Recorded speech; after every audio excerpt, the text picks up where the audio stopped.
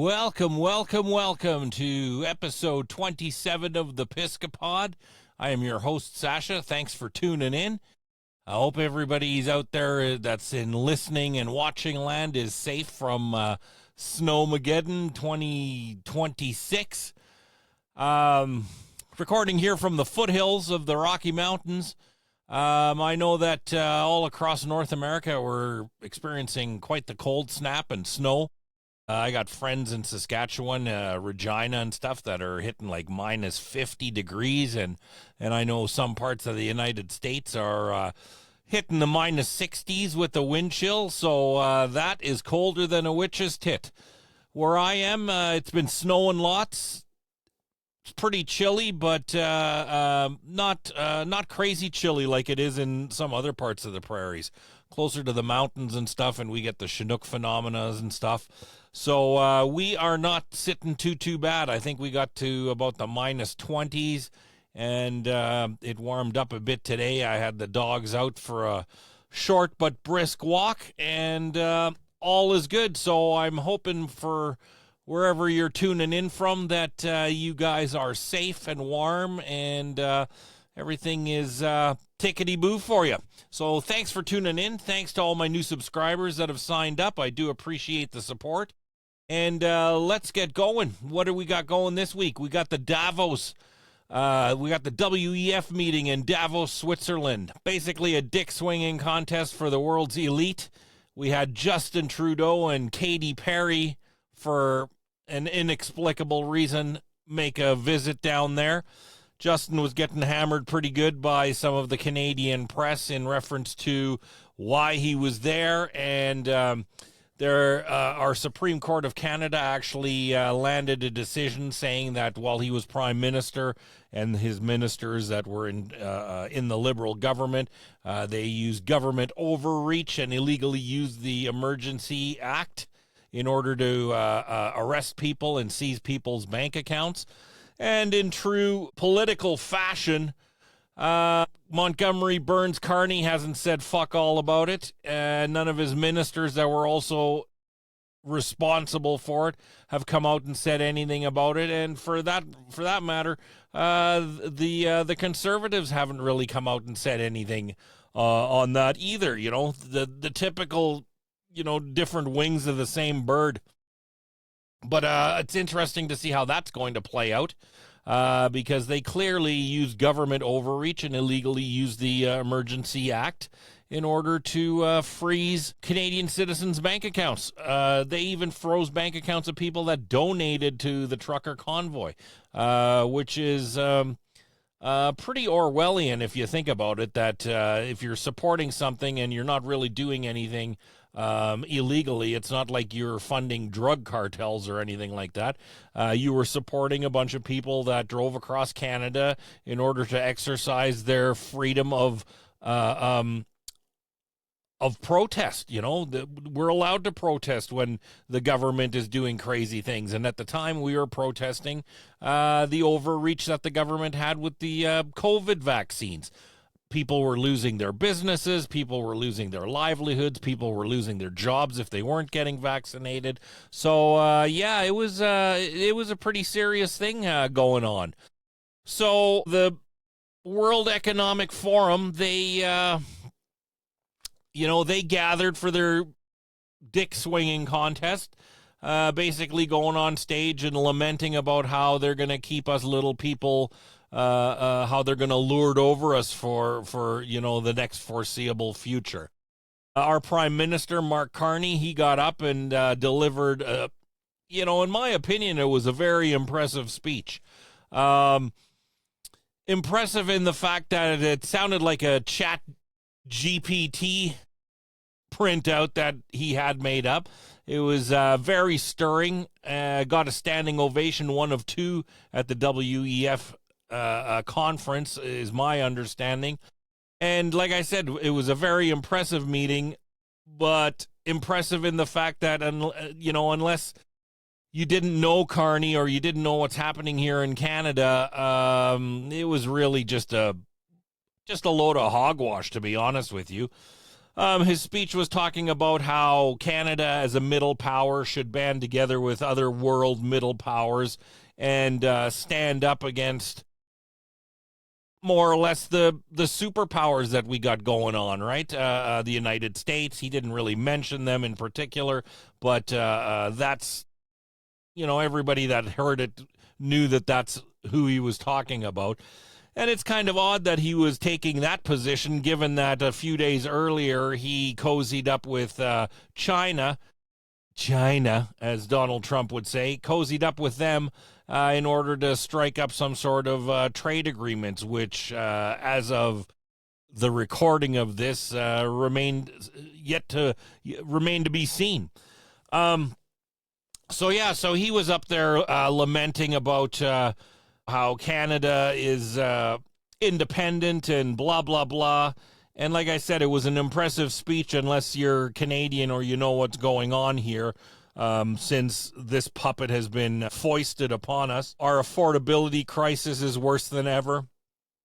Let's not forget that he was also an economic advisor to the Trudeau government, which is just a fancy way of taking any accountability off of his plate, because he wasn't really a government official. He was just an economic advisor. So this is how these monsters, use the loopholes in the system to fuck citizens like you and me, the Canadian taxpayer.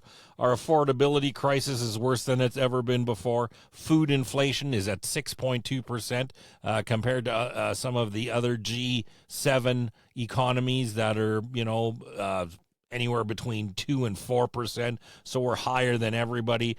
Our mortgage housing prices are through the roof. Rental prices are through the roof. He's been in power now for a year. He hasn't pushed through any major projects that would positively affect our economy. Basically, his whole elbows up routine. His elbows are chafed and they're no longer up. He's on his knees now, going to anybody that'll jerk him off in order to get a trade deal going, which is kind of obvious to everybody on the planet, except for him and his liberal cabinet. His flip-flopping on China is the fodder of world reporting, because while he was the economic advisor for the Trudeau government, one of the things, there's video all over the internet where he's saying that, the biggest threat Canada faces currently, which is like before he was parachuted into the PM's office, he said that the biggest threat to Canada was China. And now all of a sudden he's walked that back, done a complete 180, and now he's cozying right up with those zipper heads and trying to negotiate trade deals. He came back, didn't really negotiate anything. It went from X amount of tariffs on our canola oil to 15% tariffs, and that to me isn't a deal. To me, to me and to anybody else that's watching him flounder, is he's not doing much of anything. He's pretty much useless, and his government is in real trouble. He's been talking about putting boots on the ground if the United States decided to invade Greenland and take them. And that, again, nothing, not to disparage my fellow Canadian brothers and sisters that are brave and enlisted in the armed forces here, but they don't have a chance against the American military. Who are they kidding? So unless Russia and China jump in, he's just flapping his gums for nothing. So that was pretty laughable. What else can we talk about? The WEF thing. Macron was in there with his sunglasses on. I think that he possibly got some of Brigitte's baby gravy in his eye. So he was wearing the Terminator glasses and went on a 3-hour speech of, again, nonsense, because France has pretty much fallen to the Islamists. That place is a joke. Trudeau got up and made a speech, and when they panned into the crowd, not a word of a lie, I think there was 5 people sitting in there. And the irony wasn't lost on anyone that his girlfriend, Katy Perry, was there. And after last year burning, what was it, 468 tons of fuel in order to get her and the rest of the space cadets up into orbit, she's now at the World Economic Forum meetings talking about climate crisis and stuff like that. I mean, these people, they're just so full of themselves. They don't get it. They don't get it. Chrystia Freeland, who has since resigned from Canadian Parliament and is now the economic advisor to Zelensky, basically another puppet of Mark Carney, clearly laundering money. She was the finance minister under the Trudeau government. She had a $20 billion budget where she lamented about all the safeguards that they had up. We have all these safeguards. It's $20 billion, and then at the end of his reign, those safeguards were not only surpassed, but they were blown right out of the water with a $40 billion debt that Canadian taxpayers were facing. So, those are the people that are running our planet: liars, cheats, frauds, and all around unsavory douchebags. You know, on a positive note, though, here in Alberta, our separatist movement has sprouted legs and is taking off like gangbusters. Lineups around any of the signing stations for hours, 4, 5, 6 deep. And the lefties and the liberals are losing their mind. The bots that are all over social media spreading false information is crazy. We have people actively targeting. There was a food truck vendor that went to one of the big signings down there, and he was like offering like hot chocolate and stuff like that to anybody standing out in line in the cold weather. And they're trying to dox this poor guy, leaving bad reviews and all over social media, trying to get people to leave bad reviews and not frequent the guy's establishment, basically trying to ruin the guy's business, because I guess they don't understand what freedom means, right? That we have the freedom to choose, and Albertans, for one, are sick of this monopoly government. They continue to go into our pockets nonstop. 46.8%, I believe, of our paychecks are going to taxes of sorts, whether it's carbon taxes or federal income taxes or provincial taxes. Anyway, they're just fleecing us of everything, and we literally have no say. They're like gangsters, reaching in your pockets, taking your money, spending it on whatever the fuck they want, and there's really nothing that you can do about it, or so they think, or so they're hoping anyway. But like I said, the Alberta separatist movement is taking off like gangbusters. For my fellow Calgarians and Albertans, for Calgary, we have the Big Four building tomorrow. Open signing starts at 11 o'clock and it goes till 9 o'clock in the evening. We had it at the originally slated for the BMO Center. But again, the whiny bitches from the left made it impossible for, inundated the BMO Center with hate mail and phone calls and, just threats and stuff like that. So the BMO Center pulled their acceptance in housing the signing. So it has since moved to the Big Four building. So anybody in Calgary that was thinking of going to the BMO Center tomorrow, please note that it has been moved to the Big Four building. So we will see you there. For others in and around Calgary, there's signings all over the place. Auburn Bay Dog Park, of all places, they have signing stations there every Saturday from noon till 5, I believe it is. So if you can't make it to the BMO Center, make sure that you hit one of the stations and get your signature down, because it is time to get the fuck out of Dodge. Just to give you an idea of why Albertans are so sick, for my American friends or for my friends that are in other provinces, just to give you an idea, our maritime provinces down east, they have a population of about 2.46 million people. Now, for that population, they hold 32 federal seats in our House of Parliament. And Alberta, on the other hand, it has 4.45 million people, voters, registered voters that live in Alberta. For those 4.45 million voters, we have 37 seats in Parliament. So if you're doing the math in your head, that means every voter in Atlantic Canada has 55% more representation than any of the voters in Alberta. Yet Alberta pays approximately $18 to $20 billion in equalization payments. And that's come hell or high water, because since the Trudeau government has been in power for the past 10 years, and now the Carney government, same government, just a different head of the fucking snake, more or less. But they've done everything to kneecap us all the way down the line.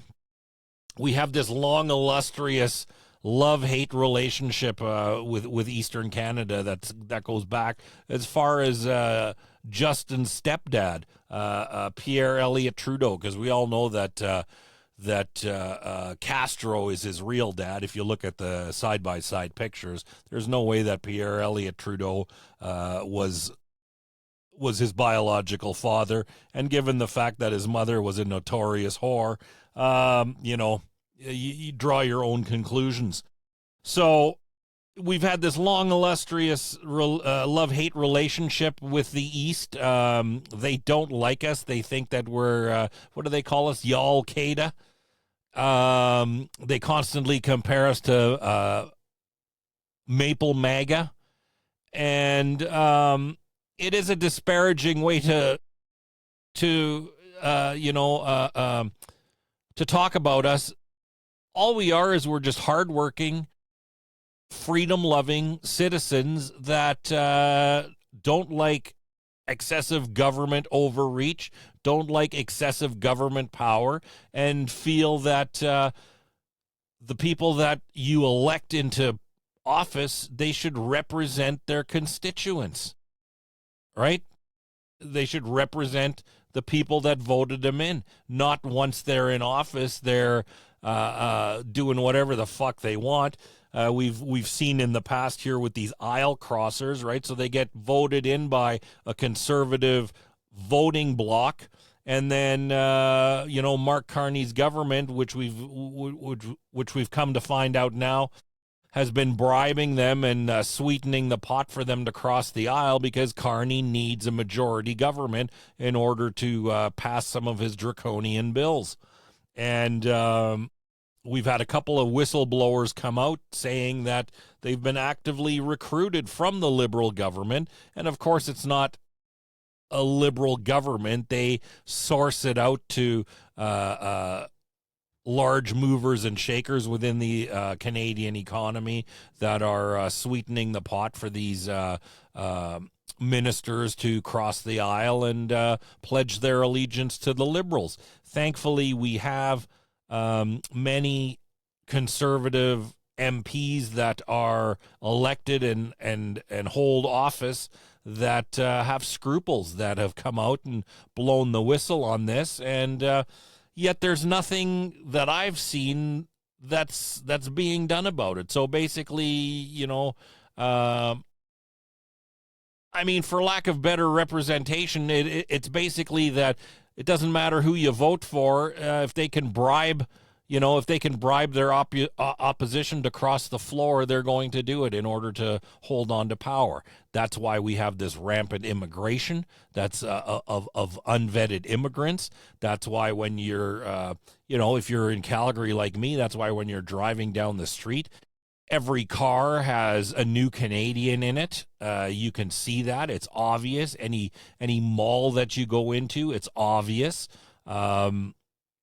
that tinfoil hat, the great replacement theory. I don't think it's a theory anymore. I think that we're witnessing it, and you know that this is happening so that the powers that be can remain holding on to power, right? These voters that they bring in that have no jobs, that are on the government teat, uh, uh, getting subsidies and social assistance programs and stuff like that. You know that they're going to vote for they're certainly not going to vote for government entities that are going to be uh, uh, halting immigration. They're not going to be voting for government entities that are going to be limiting the social welfare systems that they're currently living on. I heard that some of these new Canadians are coming in and they're getting a $15,000 startup lump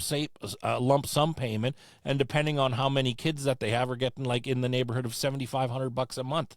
That's fucking crazy. I've lived here all my life. I've never gotten that kind of help for anything. We've recently allocated $200 million for basically a DEI initiative. So if you're not white and you want to start a business, there's $200 million set aside that you can dip into. But if you're a white person, fuck it, you're on your own, man. And here in Alberta, we've had enough of it. And, I got friends of mine on my, good friends of mine that are like, you guys will never separate. It'll never happen. It'll never happen. Which may be the case, but I think we're going to go down a very different route compared to what Quebec has done. Separation and breaking up Canada isn't anything new. It's certainly not Albertans that have brought this to the forefront. If we would have a government that actually cares about the entire country and not just the Eastern Bloc where they hold the power, I don't think that there would be a separatist movement and wanting to either renegotiate or become our own sovereign country, or even for that matter, the 51st state of America. I don't think that we'd be seeing that, but, here we are. And I'm proud to say that this movement, I believe we needed 178,000 signatures by the end of March. And I read a report the other day that we got like 192,000 signatures, I believe, in the first week of the signings opening. So that's a positive thing. And as much as the lefties are hating it, and as much as they're sending hate mail to anybody that supports it, they're protesting businesses that are allowing signings and stuff like that. It just goes to show you that they call us Nazis and traitors and stuff like that. And I mean, the proof is in the pudding. Sunlight is always the best disinfectant, and it clearly shows who who the fascists and who the traitors are. Because in a free country, you're allowed to express differing opinions. Last time I checked, right? So you lefties, you keep shitting your pants, and we'll see you out on the signing lines, and you'll see what happens if you get all unruly like they're doing down in Minnesota. What else can I tell you? Snowmageddon. We've had this winter phenomena moving through North America, basically, and I seen videos today of friends in Texas that are playing in the snow. Something that they don't see very often, certainly not to that extent. So I hope everybody's safe out there and enjoying themselves. Unless you've been living under a rock, you would know that ICE agents in Minnesota have killed yet another person. So, of course, the media spin is as expected. Of course, the guy that was shot was doing no wrong. Just an average guy, a VA nurse, probably was a nice guy. right? And the media spinning, his job and what he did and stuff like that. Well, that has nothing to do with the fact of what he was doing while he was out on the streets. Okay, he might have been the nicest guy. He might have been a great nurse at a VA hospital, but that doesn't change the fact that he was impeding ICE enforcement agents doing their job while carrying a loaded gun with two magazines, with two full magazines. And of course, they're saying he never had a gun, and then the videos come out where it clearly shows that he had a gun, and then it went from he didn't have a gun to he just came out of the donut shop and he was assisting a lady that the ICE agents were like throwing down. And the bottom line, folks, is very simple. If you're looking for trouble, chances are you're going to find trouble. And unfortunately, this guy is dead, and because he found trouble. You don't get physically aggressive with federal agents that are already, on heightened nerves because they're dealing with fucking crazies all day long. These protesters in Minnesota, they're fucking nuts. They bit off one ICE agent's portion of his finger. We're not dealing with normal people. We're not dealing with people that are fucking angry, that are peacefully protesting and gathering for peaceful protests. We're dealing with people with neuroses that are clearly becoming increasingly violent.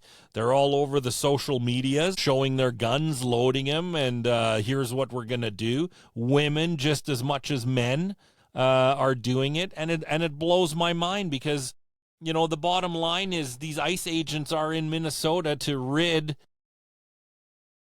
Minnesota and Minneapolis of Somali fraud. The mainstream media refuses to report on this. The Governor Waltz and the mayor and the attorney general there, they're on TV every other day calling ICE agents Nazis and giving directions on how to oppose them. And then when something like this happens, they cry the crocodile tears and talk about, this shouldn't happen and killing American citizens. And it's like, fuck, you guys are ramping up the rhetoric, and then you're wondering when something happens. My opinion is that these people are looking for another George Floyd incident.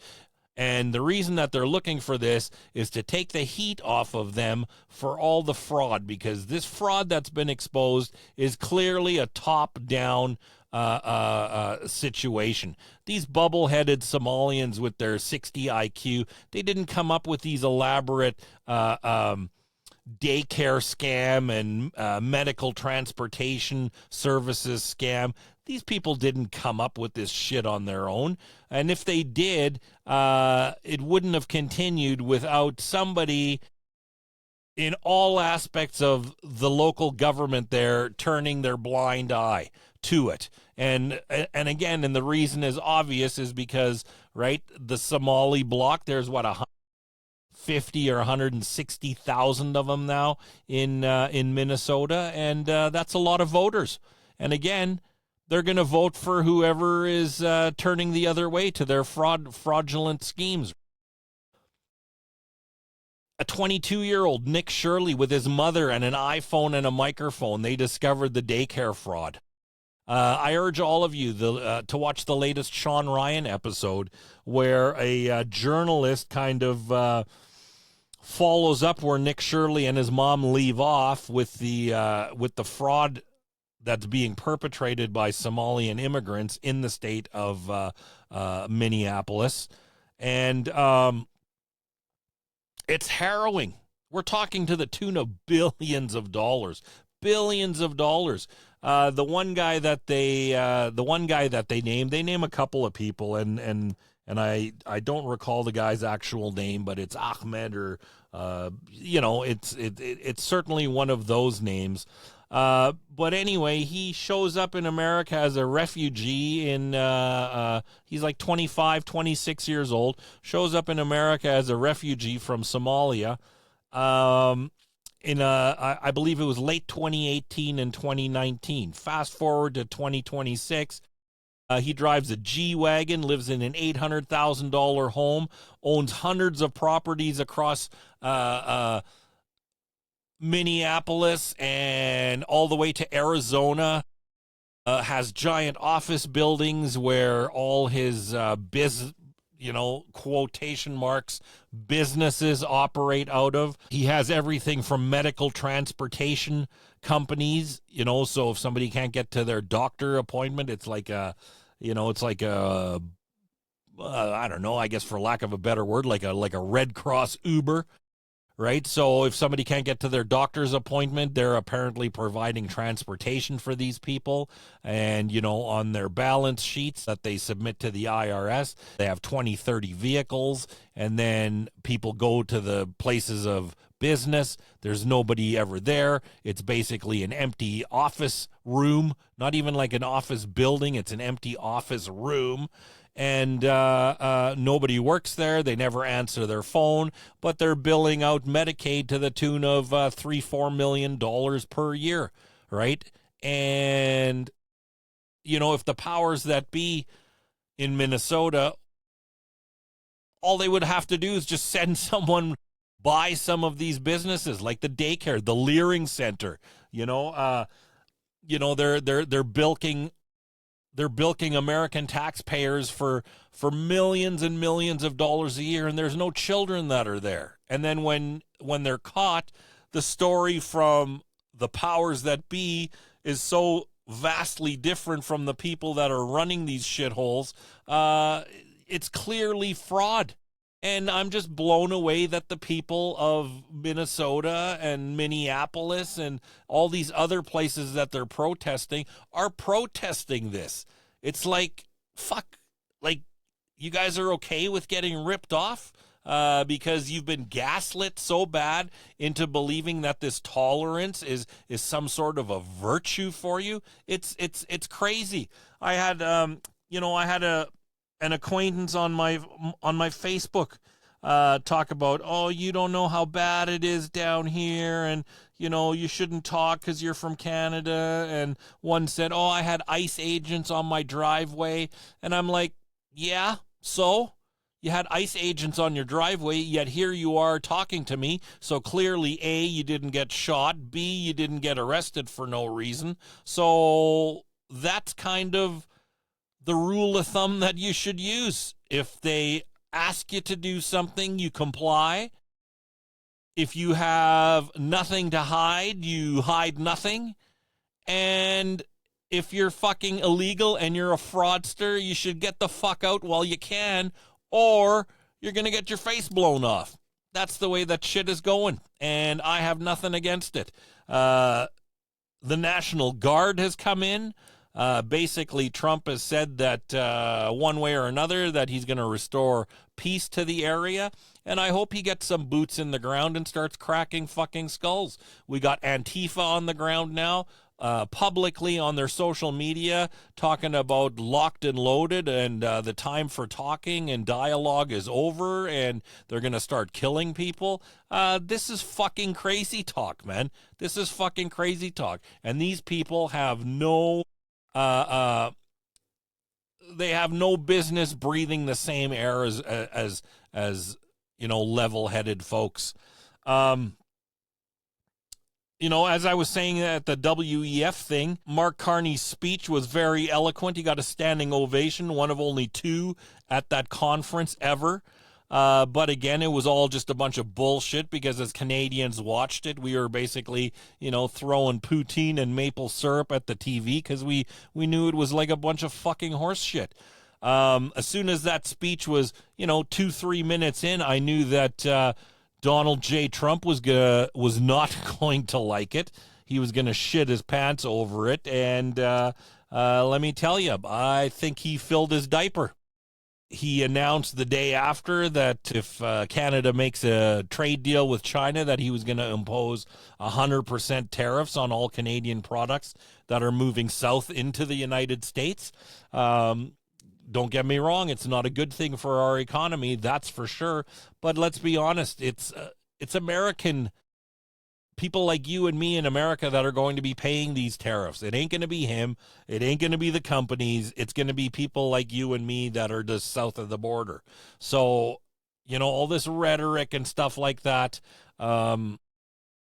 is just crazy.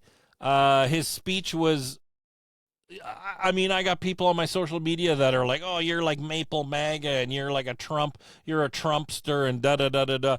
And, I don't want to call myself a Trumpster, but I certainly don't have issues with calling out good moves and good things that any politician does, regardless of what flag they fly, right? So if Trump is doing good things for his country, closing the borders, halting immigration, deporting all these illegal fraudster scumbags, that's a good thing. Whether I believe Trump or I mean whether I side with Trump or not is besides the point.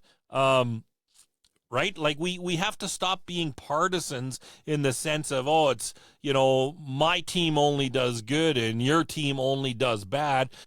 We have lost the plot on being critical thinkers where we can go, you know what? This guy on this topic is spot on where I want him to be, but he's like completely fucking off his rocker on other things. So I have no problem calling out Trump on some of the shit that he's spewing. One of the things I took issue with in his WEF speech was how he said how the Canadians purposely kept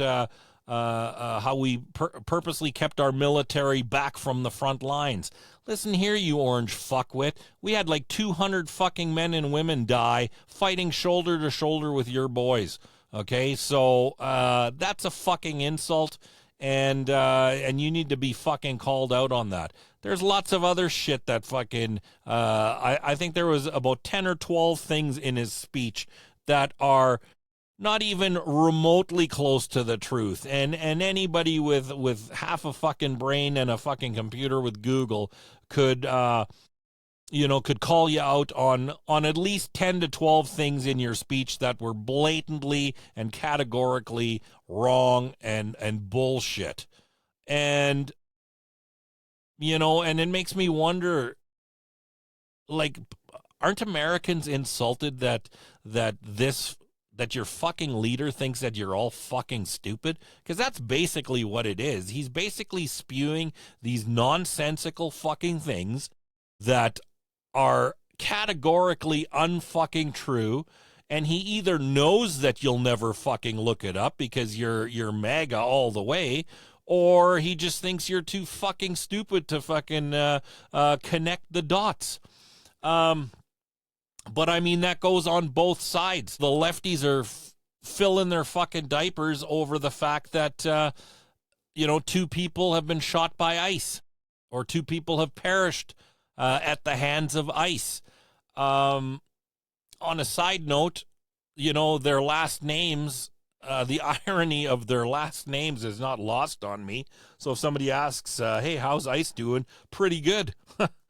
That irony is not lost on me. But if you want to get down to the brass tacks of things, 56 people died at the hands of ICE. What they won't tell you, though, is that was under Obama, because they still think that Obama is, the best living president since JFK. The best Democratic living president since JFK, right? But 56 people died in ICE custody under President Barack Obama. They call fucking Tom Homan a fucking Nazi and a fascist. That's the same Tom Homan that was working under the Obama administration that got the Presidential Medal for keeping America safe from Barack Obama. They had a big ceremony. What else can I tell you? Yeah, the lawlessness and stuff like that that's going on the streets down there. It's it's a self-inflicted thing, and it's totally the to take your mind and your focus away from all the fraud that's going on by the people that run Minneapolis and Minnesota. Walt's people that have been working with him have come out on numerous occasions and said that he was made aware of the fraud all the way back to 2019, and he's done nothing about it. Nothing about it, because these people are voting for him, and that is all they care about. This fake outrage that ICE is killing people. Well, they were killing people under Barack Obama, but there was no protests. No protests in the streets, man. Where's the Epstein files? Right? We're still way past the due date when they promised that they would release those. And right there, it's like this magician thing. This don't look at my hands here. Check out what's happening over here. Right? It's totally blatantly obvious. They're not even trying to hide this anymore. Like I said, the National Guard is in. The lefties are losing it. They want to start killing federal officers. And the majority of this, when I see the protesters, it's lily white people, many of them women, but it's lily white people, women, that are literally going out on the streets and getting their face blown off so that they can protect criminals, rapists, and fraudsters. Blows my fucking mind.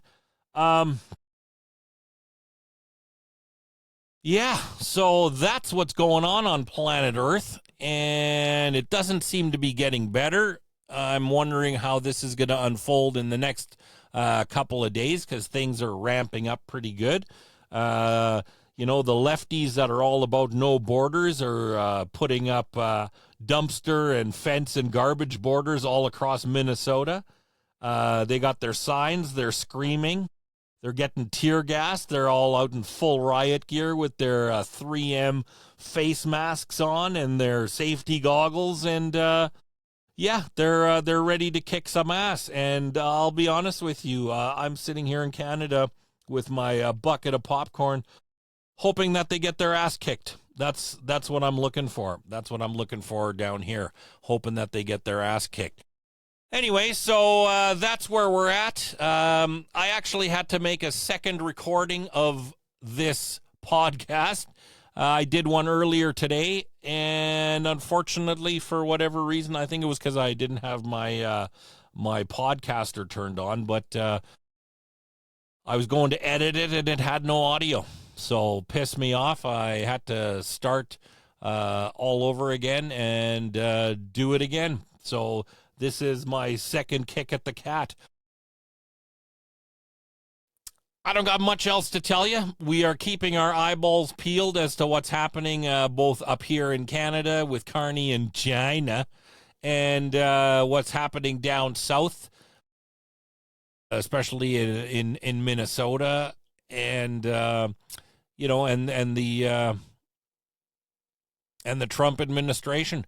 J.D. Vance, he's already, he's got Erica Kirk's endorsement, so that's all you need, right? But he's already leaning into the fact that in the event of Trump, stepping down or by the 2028 election, that he's ready to step into that spot, which is concerning to say the least, seeing that he's a puppet of that Palantir owner. One thing that I did find out today that I did not know, or maybe I did know, but I didn't want to acknowledge it, but that Mark Levine, I seen a video of him, arm in arm with Trump, saying how Trump is the first Jewish president of the United States. And apparently Trump converted to Judaism, which actually explains a lot as to why the Jews have such such a stranglehold and the boot on the neck of American politics. Makes a lot of sense. Miriam Adelson giving him $250 million to win the campaign. Him with his little Frisbee hat on, kissing the wall in Israel. Makes a lot of sense. On that WEF conference, one face that wasn't there was Benjamin Netanyahu. And the reason that guy wasn't there was obviously because he's a wanted war criminal internationally, and they would have probably locked him up in a gulag somewhere had he shown his pasty face. But, Trump has got the strike force moving in towards Iran, which is giving Netanyahu a big Jewy boner, I'm sure. There's nothing that he likes more than his puppet, the Americans, helping him commit genocide on a global scale while he doesn't use any of his own money. It's all on the backs of the American taxpayer. Also, that none of the boots on the ground are going to be Jewish forces. It's all going to be our young American brothers and sisters that are going to be fighting this battle for him. So, that's what's going on in the world, folks. Again, I think my first kick at the cat earlier today was a little longer. But yeah, I fucking lost it because I'm a dummy and I forgot to turn my audio on, I guess. So anyway, folks, for my Alberta friends, get out there to those voting lines or the signature lines and sign your name. We are hoping to get an independent Alberta, a sovereign Alberta. You know, it doesn't make us bad Canadians. I can't wrap my head around the fact that Palestine, the protesters, Palestine is for Palestinians. Greenland is for Greenlanders. Venezuela is for Venezuelans. But when I say that Alberta is for Albertans or Canada is for Canadians, all of a sudden I'm fucking Hitler or a fucking or a racist. Blows my mind, man. We need to be away from these globalist losers that are calculatingly ruining our fucking country. So for my friends that are listening that are from Alberta, get out there and get in those lines. Look on social media. There's plenty of places, plenty of businesses that are open for you to sign. So get out there and let's show them what we're made of. That we are not going to fucking die on our knees at the hands of this fucking crusty old fucking globalist puppet Mark Carney that was fucking... We didn't even vote this fucking guy in, for God's sake. He was just like foisted upon us, and now it's like, well, I guess that's where we're going now. And that's a bunch of horse shit. So my Alberta friends, get out there and sign your name. Get out there and volunteer if you need to. If you've already signed, get out there and offer some fucking protection to those people standing in line, because if you've noticed on the social medias, these bots, man, they're ramping up, and the vitriol is getting worse and worse and worse by the minute. So for the rest of you, I don't know where you're watching from, but if you're in Snowmageddon, please, please, please bring your animals inside. I know down in the States, lots of people keep their dogs outside in a doghouse or like one of those igloo type things. That is not going to cut it in minus 20, minus 30 degrees.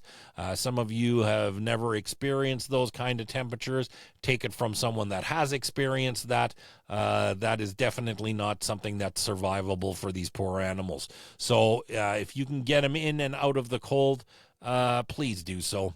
Other than that, stay safe, stay warm, and we will see you same time, same place next week.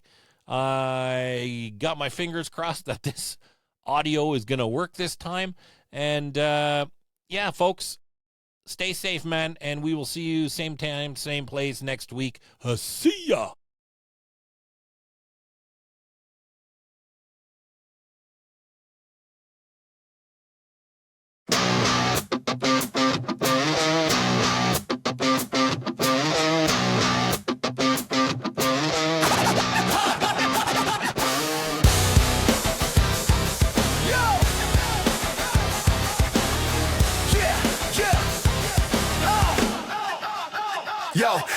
curtain drops, watch the show unfold. Puppets on a string, ain't no truth to be told. From Carney up north to Trump in the White House, they all played a role while the shadows pull the strings, taking control. Secret societies, they laughing in the dark while we fighting against each other. They just feed the spark. Putin flexing hard, Zelensky keeping it real. Netanyahu's always lying, begging America, crying, what the fuck's the deal? We falling in the chaos, but they pulling the strings. Ain't no real leaders, just thugs and they bling. Keep us divided, that's the ultimate plot. No matter who's in charge, we all just puppets getting shot. Getting shot, getting shot, getting shot, getting shot, getting shot. Katy Perry kissed a girl while Trudeau's in the mix. Got her by speaking moistly while Canada's elbows down. Asses up, taking America's dick. Ooh, shit. Carney's always scheming, making moves in the dark while the world's distracted by his bullshit remarks. He whispering sweet, nothing's keeping the plot thick. Canada's his bitch, bent over, this damn country's going to shit. Country's going to shit, shit, shit. We ballin'! We ballin' in the chaos, but they pulling the strings. Ain't no real leaders, just thugs and they bling. Keep us divided, that's the ultimate plot. No matter who's in charge, we all just puppets getting shot, getting shot, getting shot, getting shot. No matter who's in charge, we all just puppets getting shot, getting shot, getting shot, getting shot. No matter who's in charge, we all just puppets getting shot. The left and the right, it's a puppet parade. While the rich keep us fighting, they just cash in the fade. All the world's a stage and we play our part, but the real masterminds just laughing at the art. So wake the fuck up, stop playing the fool. They divide and conquer while we drown in the pool. We ain't gotta listen, rise up from the floor. Break the strings, burn the stage, we ain't taking no more. So when the curtain drops, we'll stand side by side. No more pulling the strings, we're done with this ride. In this Game of Thrones, we'll rewrite the script. Cause together united, we won't let it slip. We ballin' in the chaos, but they pulling the strings. Ain't no real leaders, just thugs and they bling. Keep us divided, that's the ultimate plot. No matter who's in charge, we all just puppets getting shot. No, who's in charge, we all just puppets getting shot. No, who's in charge, we all just puppets getting shot.